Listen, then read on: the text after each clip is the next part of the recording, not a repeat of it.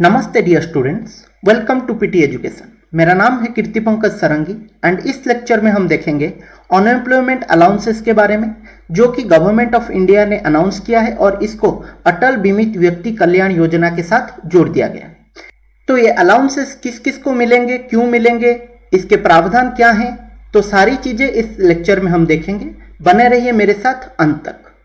और एक बात है, आप ये लेक्चर्स को शेयर कीजिए, लाइक कीजिए, सो दैट हमें मोटिवेशन मिलता रहे और हम आप तक बहुत अच्छे अच्छे कंटेंट लेके आए जिसको आप एग्जाम में यूज कर सके। तो चलते हैं आगे।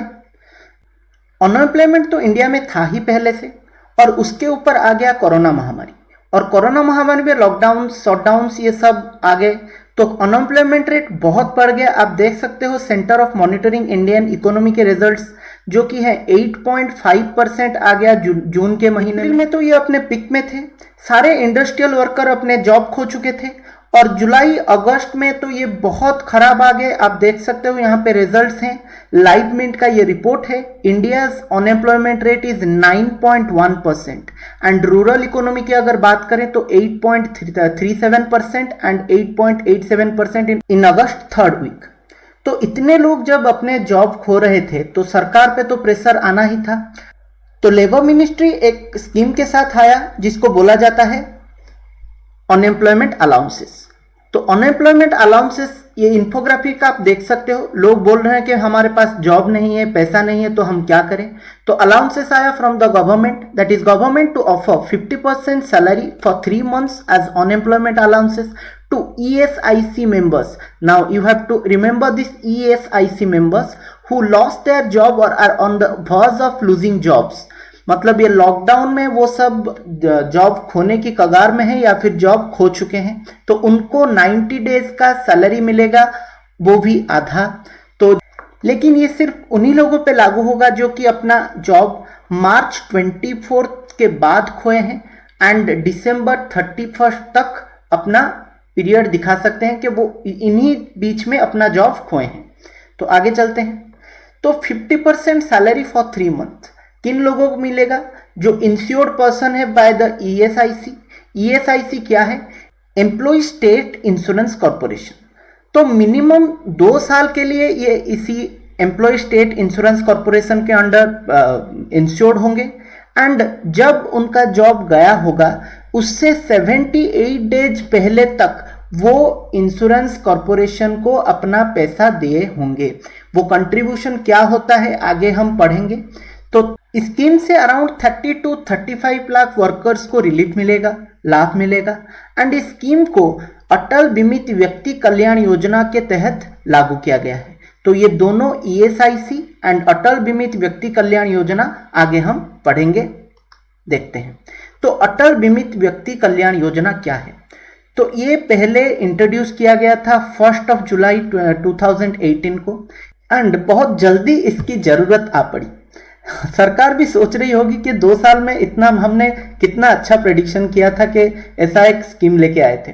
Okay, jokes apart, under this scheme beneficiary will be paid 90 days of life time payment. मतलब अगर उसका जॉब चला जाता है कभी भी, तो अगर वो इंश्योर्ड है ESI स्कीम के अंडर, तो उसको 90 डेज का एक लाइफ टाइम पेमेंट मिलेगा, जो कि 25% से ज्यादा नहीं हो सकता। और वो भी क्लेम कब करेगा? क्लेम करेगा after 3 months being rendered unemployed. तो 3 महीने अपने जॉब जाने के बाद वो क्लेम कर सकता है। एक ही बार करेगा, once in a lifetime, and that will not exceed 25%। Okay, तो ये हम समझ गए अटल बीमित व्यक्ति योजना क्या है। और इससे आगे हम देखेंगे कि ESIC क्या है, एम्प्लॉय स्टेट इंश्योरेंस कॉर्पोरेशन। ये एक self financing social security and health insurance scheme है, जो कि गवर्नमेंट ऑफ इंडिया के अंडर आता है, एंड मोस्टली ये इंडस्ट्रियल वर्कर को कवर करता है। And this has been enacted in 1948 by the act of ESI। This is a statutory body, and जो फंड आता है ना इंश्योरेंस के लिए, वो employ state insurance corporation manage करता है। Ministry of labour and employment के अंडर आता है। तो ये कौन से लेबर, कौन से वर्कर्स को कवर करता है?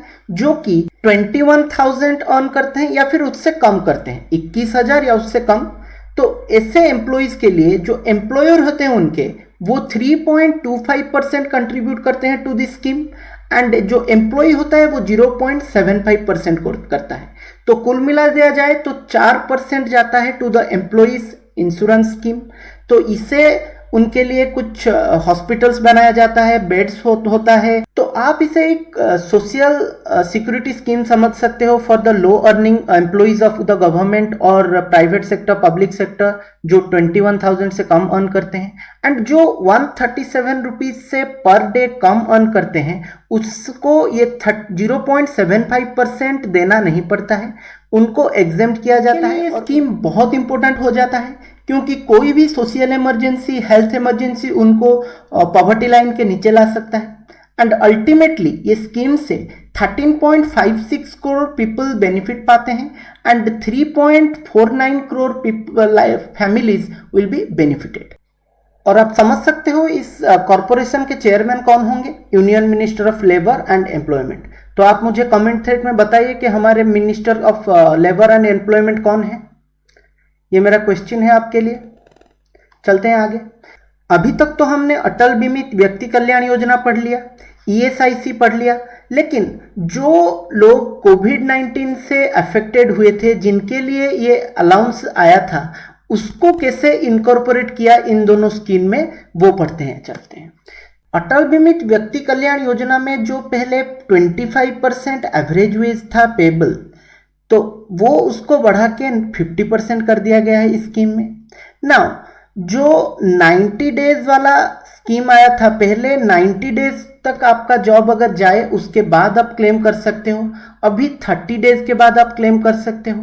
नाउ पहले क्या था, थर्ड थिंग ये है कि जो आपका रिक्रूटर था वो क्लेम करता था ESIC को, तब आपको जाके पैसा मिलता था। लेकिन अभी जो इंश्योर्ड पर्सन है वो डायरेक्टली जाके ESIC में क्लेम कर सकता है और ब्रांच ऑफिस में उसको मिलेगा अपने बैंक अकाउंट में पैसा।